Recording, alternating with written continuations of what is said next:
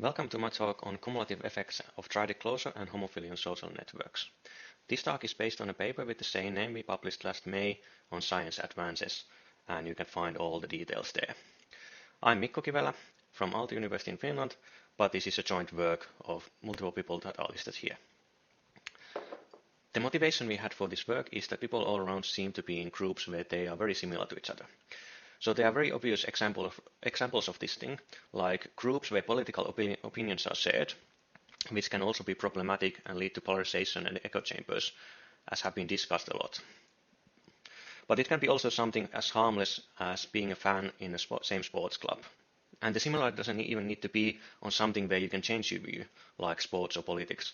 But things like gender or skin color is often shared within the groups. And this has, for example, led to pictures like this, where you could have some sort of leaders who are, say, all older white male, who probably share the same kind of way of thinking, which can, of course, be problematic if you are leading something. Then, of course, the phenomenon doesn't seem to depend on restrictions like physical space. And in fact, same things are happening online.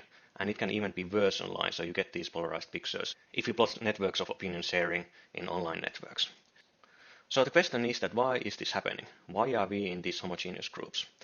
It would be tempting to think that this is just because that is what people prefer to do. So this is by choice. But if you think about this from your own perspective, your social groups are probably homogeneous in many ways. But did you really choose your friends based on the similarity to yours? And if this is not the case, are you the only one who's doing it? And all the others are choosing who they are friends with or who they are in groups with based on the similarity. So the question is that are the groups formed by choice or is there something else going on here? So let's start thinking this in terms of what we know of social networks creation mechanisms. There's a well-known social theory that social connections are connected with homophily, which is a tendency for a person or a node in a social network, if you may, to connect to similar people. And to be more precise, this is known often as choice homophily. And for example, in this schematic here, it could be leading to a situation we have, say, two different kinds of nodes, red nodes and blue nodes. And the blue nodes would connect to each other preferentially, and the red nodes would be connecting to each other preferentially. And in the end, we would have this kind of groups where we have, say, red nodes and blue nodes only together. But as I was wondering before, is this really enough to see these massively homogeneous groups that we were talking about in the previous slide? Or is there something else going on here? Of course, this is such a fundamental question that we were not the first to think about it. There's actually an obvious answer where you combine both the homophily and social influence, so that already connected nodes become more similar to each other. And this will lead to this kind of vicious circle where both effects together lead to more homogeneous groups. And there are models like the Axelrod's model or some network convolution models that explain this really well. But still, is this enough? And what about all those features that don't really change, like, say, ethnicity, gender, social class, and so on? There are actually theories explaining this kind of observed homophily too, but we have to go back a bit more in the literature. Probably the most famous model like this is the Schelling model, and it was actually part of the reason why Schelling won his Nobel Prize. This model explains why one can observe these super homogeneous neighborhoods in cities even if people display only a moderate amount of choice homophily. In this model, there's spatial constraints, namely a 2D map that sort of amplifies the choice homophily in a way that you reach these tipping points where neighborhoods are completely segregated, even if individual people have only a moderate amount of choice homophily. But again, something is missing here. So there's no social network here. And in fact, this model was created in the 60s when social space was much more limited to the physical space. And the focus was really on the neighborhoods and not on the social networks as such.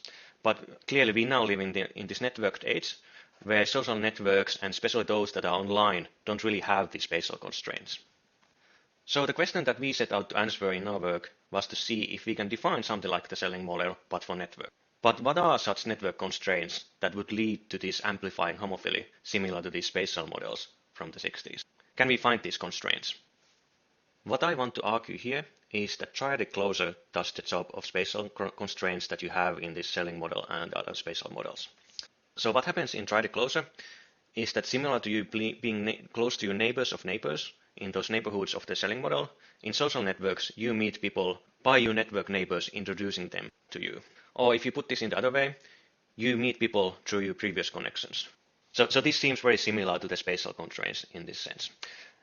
And on top of that, Triadic closure is actually the key mechanism explaining how social networks are formed. It has been reported to be the most common mechanic explaining how social networks are formed. It is a key component in most social network evolution models, and it can explain many of the social network features such as high clustering coefficients and fat tail degree distributions.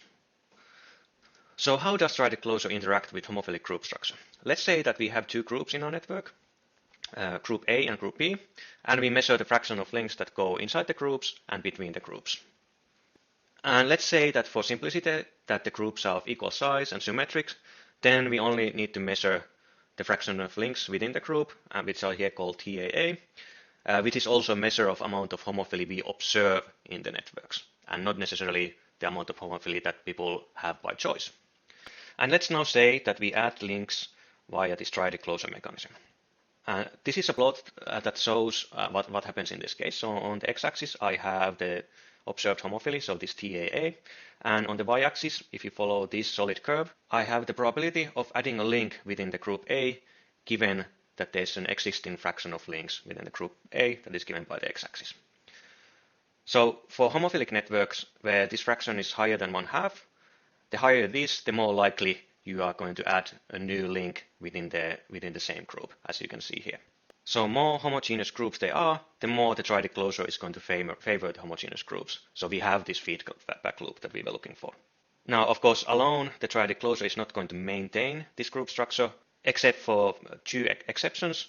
One where we have two groups where there's no links between them. So this would be this case on the top right here, and the fully random case where there's actually no groups. Apart from that, you need both the Triadic closure and some choice homophily to maintain this group structure.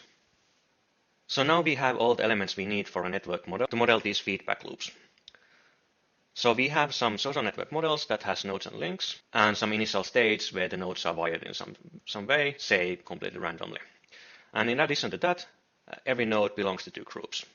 And then we start running the network model where we rewire links of one node at a time using the two mechanisms we have, the Triadic closure and the homophily.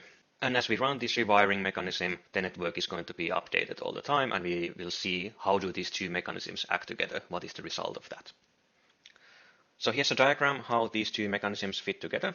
And basically we have two parameters, parameter S, which is the choice homophily, which is 1/2 for neutral case and 1 for fully homophilic case. And then we have parameter C, which is the probability of using Triadic closure as opposed to random wiring. So in this diagram, with 1 minus C, we do random rewiring. So we will create this potential link randomly, and then we accept this link with the probability S if the two nodes belong to the same group, and 1 minus S if they belong to a different group. And in similar way, with probability C, we go to the Triadic closure case. So we will create the potential neighbor with the Triadic closure mechanism and accept the link with probability S if the two nodes belong to the same group, and 1 minus S if they belong to a different group. And what we measure is this TAA, so this observed homophily. So the probability that if we randomly take a node from group A and follow one of its connections, we will be ending up in the same group A. Now here is the main result, showing that Triadic closure amplifies homophily, which is what we expected. So on the x-axis we have the choice homophily, and on the y-axis we have the observed homophily. And then we have different curves showing the different amounts of Triadic closure we put into the system. If there's no Triadic closure, which is shown by this green curve, then the two numbers are the same. So the choice homophily is exactly the same as observed homophily, as expected. However, if we add Triadic closure, the choice homophily gets amplified. So the more we add Triadic closure, the more it gets amplified. And at one extreme, if all the links are created through Triadic closure, there's a tipping point in the choice homophily parameter where the two groups become totally separated. So this is this point here.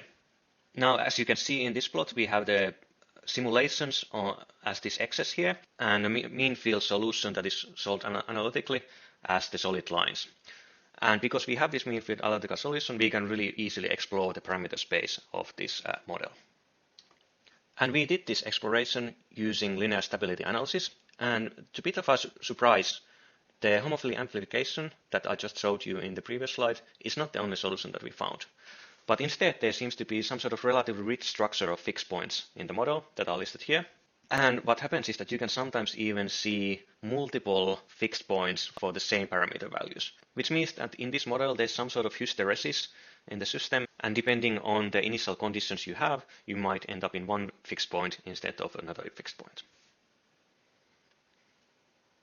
But what is even more surprising than the existence of these different kinds of fixed points is that what are these fixed points actually? And if you look at them a bit more closely, you can see that these are actually representing core-periphery structures. So we have homophily amplification and core-periphery structures that are produced by these social network models, which is just starting from these very basic microscopic mechanisms that are already well established, so triadic closure and homophily.